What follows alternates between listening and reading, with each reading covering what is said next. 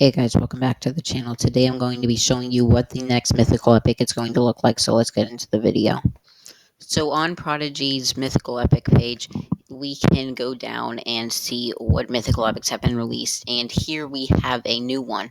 So I am assuming that this is going to be a remake for Arcturion, but the thing that throws me off about this, and makes me think that it could be a new one, is that there are antlers.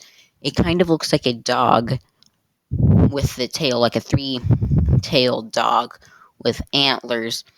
So yeah, I'm hoping that this will be like black, gold, gray, and maybe another color.